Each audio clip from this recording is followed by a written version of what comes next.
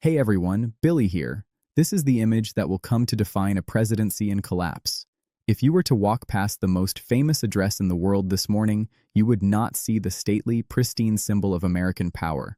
You would see a disaster zone, a massive, gaping crater of mud and rebar, silent yellow cranes looming like prehistoric birds over the executive mansion.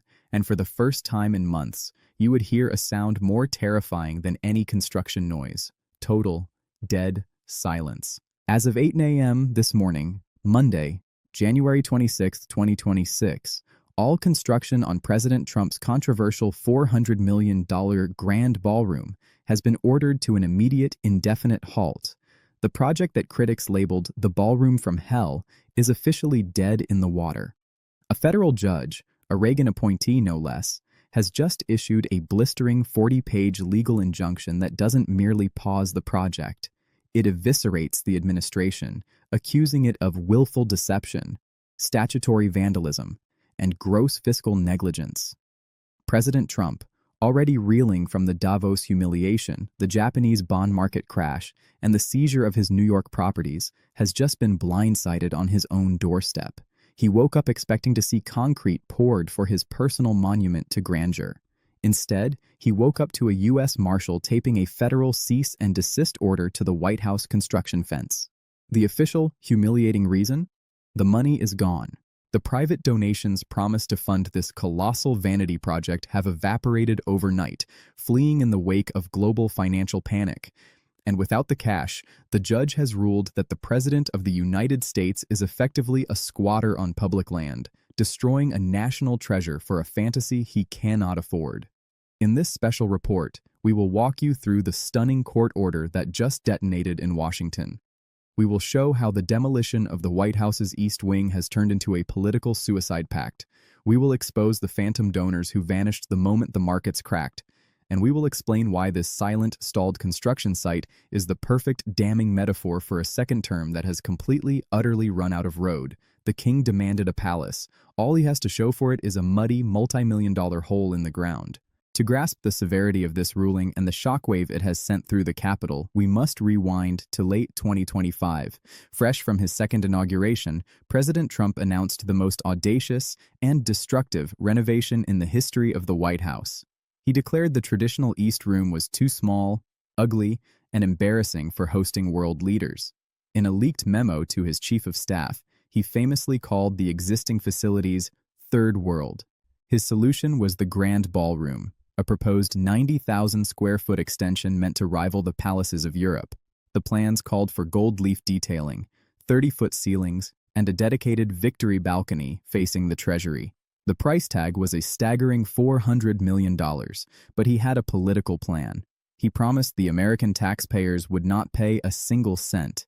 He claimed a coalition of private patriots, billionaire donors, had already pledged the entire amount. He called it a gift to the nation. The cost, however, was not merely financial. It was historical. To build this new structure, the administration argued it needed to demolish the existing East Wing. This meant destroying the First Family's private theater, dismantling the First Lady's offices, and excavating historic gardens that had stood for generations. Preservationists screamed in outrage. The National Trust for Historic Preservation sued immediately. Their argument was simple and powerful. You cannot tear down a piece of national heritage, a site of global significance, just because you want a bigger dance floor. They argued the White House belongs to the people, not to its temporary occupant. Yet, the administration bulldozed ahead, literally. In December, Trump's Department of Justice exploited a legal loophole. They argued the project was a matter of national security, claiming the new ballroom's basement would house a state-of-the-art underground bunker to replace the aging Presidential Emergency Operations Center, PEOC. The federal judge overseeing the initial challenge, Judge Richard Leighton, was deeply skeptical, but faced with the national security card, he allowed the demolition to proceed under one strict condition.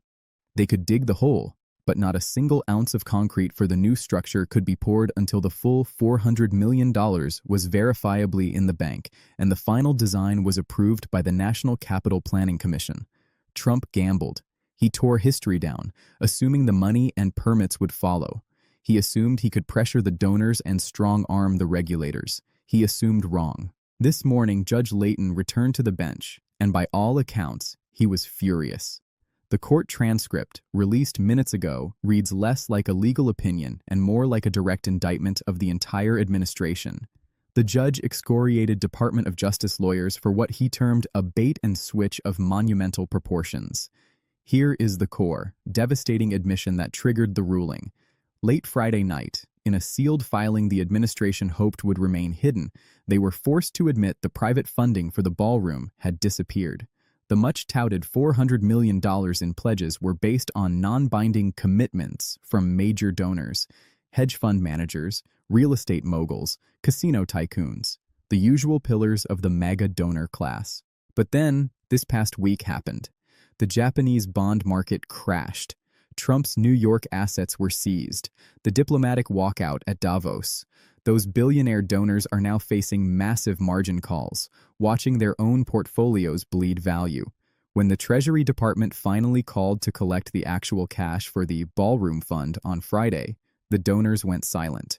One major donor, a Las Vegas casino magnate who had pledged $50 million, formally withdrew his commitment on Saturday night, citing market volatility and a fiduciary duty to shareholders.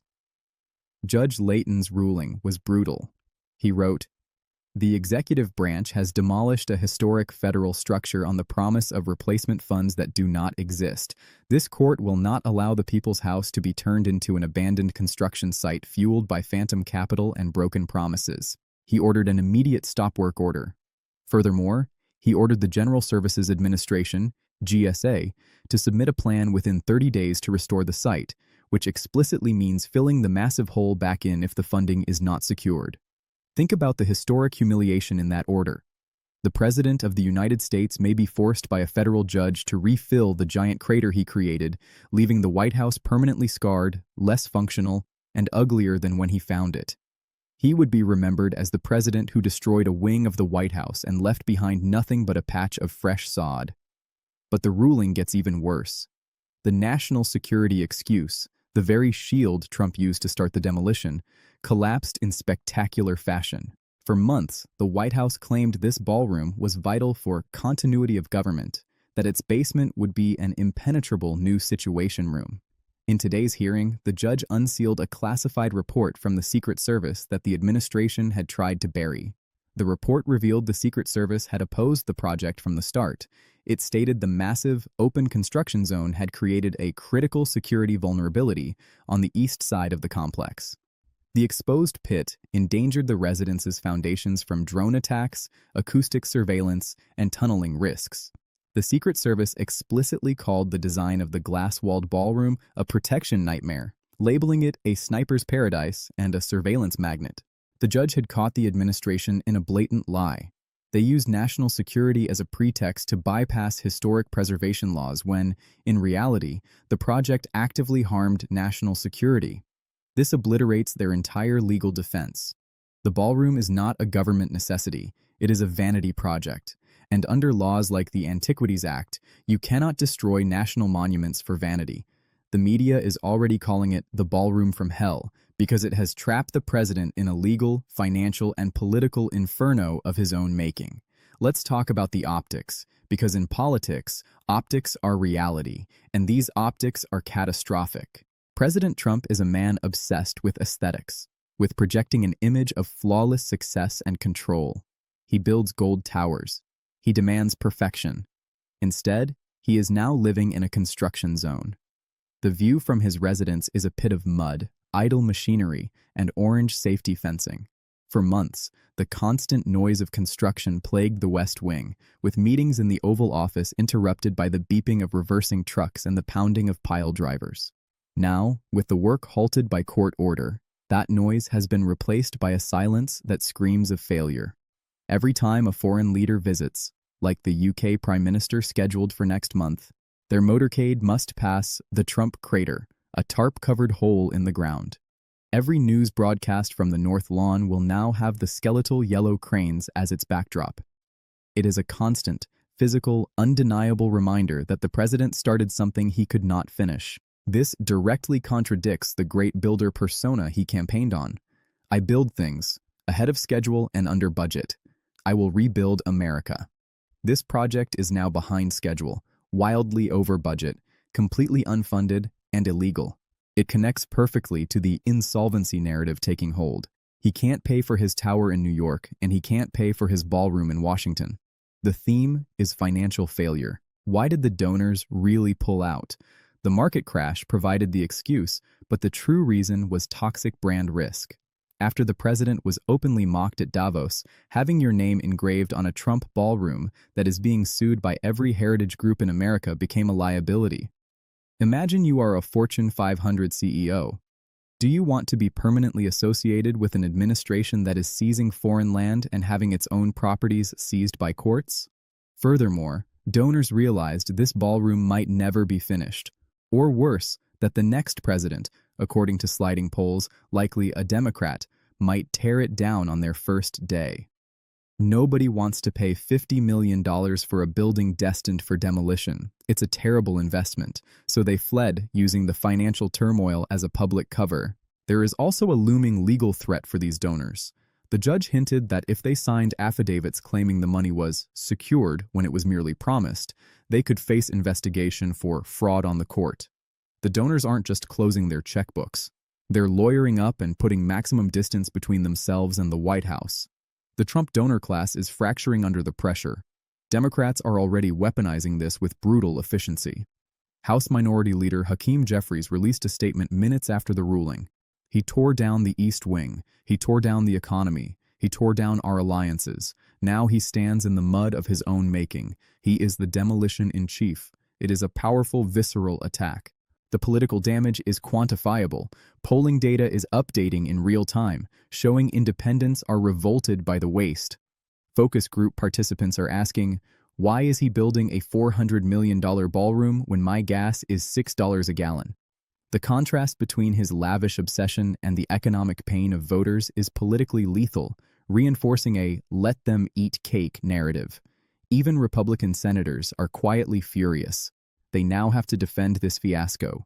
One moderate senator was quoted on background saying, "This is what happens when you govern by whim, not by law. We warned him. Now we all look like vandals." There is now serious talk of a Senate oversight hearing to investigate who authorized the demolition without guaranteed funds, a hearing that would be a televised disaster for the administration. So, what happens next? The judge gave them 30 days, fined $400 million in verified cash, or fill in the hole. Can Trump find the money? The paths are narrow and fraught. Divert federal funds? He could try to reroute military construction money, as he did for the border wall. But Judge Leighton anticipated this, explicitly barring the use of appropriated funds without congressional approval. And with an opposition Congress, that approval is impossible. Foreign government funding? Imagine the Saudi ballroom. The scandal would be instant and impeachable, a direct violation of the Constitution's emoluments clause. Thus, the most likely scenario is also the most humiliating. The GSA hires a contractor to pour truckloads of dirt back into the pit, lay new sod, and repair the exterior wall. The Trump Grand Ballroom becomes a phantom, a footnote of presidential hubris. He wanted to leave a palace as his legacy. He will leave a patch of grass where history once stood. We must contextualize what was lost. The East Wing wasn't just office space. Built during World War II under FDR, it had stood for over 80 years. It housed the First Lady's staff, the social heart of the White House, the engine of soft power and diplomacy. By tearing it down recklessly, Trump severed a vital artery of the presidency. Reports suggest the First Lady's operations are now homeless, crammed into temporary rooms across the street, creating internal friction and embarrassment. The National Trust for Historic Preservation is not a radical group. It is a genteel organization that saves old post offices. For them to sue a sitting president was an act of desperation. They viewed this as an existential threat to American heritage. The judge's ruling vindicates their core principle. The White House is held in stewardship for the people, not owned by the occupant. This precedent will shackle Trump for the remainder of his term. Even repainting a wall will now face intense judicial scrutiny. Here is a critical detail the mainstream press missed. The construction crews themselves, the union laborers, crane operators, and cement pourers, walked off the job on Friday when the Japan crisis hit. They demanded proof of payment, knowing Trump's history of stiffing contractors. The contractor couldn't provide assurances because the donor money had vanished. The judge's order simply made official what the labor force had already decided: no pay, no work. The image of union workers abandoning a Trump job site is a devastating signal to the working-class voters who form his base. Finally, the national security lie has potentially criminal implications. The claim that the ballroom was needed for a new Situation Room was the most dangerous fabrication. The current sit room was just fully renovated in 2024 at a cost of $50 million and is state-of-the-art. Intelligence officials testified that moving it to a basement under a glass ballroom was operationally insane. This testimony was the smoking gun that proved bad faith. Now, Judge Leighton has ordered the White House to produce the original donor agreements by Wednesday. He wants to see the signatures. If those documents show the money was never truly secured, if it was smoke and mirrors all along, this ceases to be a construction dispute. It becomes a potential criminal fraud investigation, not against the president directly, but possibly against his GSA administrator or campaign finance chair. It opens a terrifying new legal front. The ballroom from hell is the perfect, grotesque capstone to a week of cascading disasters. It started with a lie at Davos, accelerated with a financial crash in Tokyo, hit home with asset seizures in New York, and now ends with a silent, gaping hole in the heart of Washington.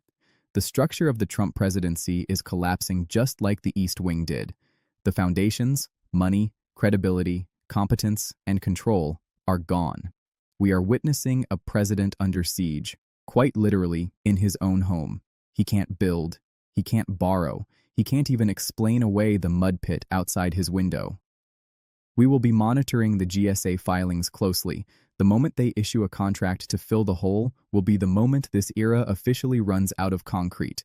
The builder president has become the demolition president, and the proof is not in a glittering tower, but in a silent, shameful crater on Pennsylvania Avenue.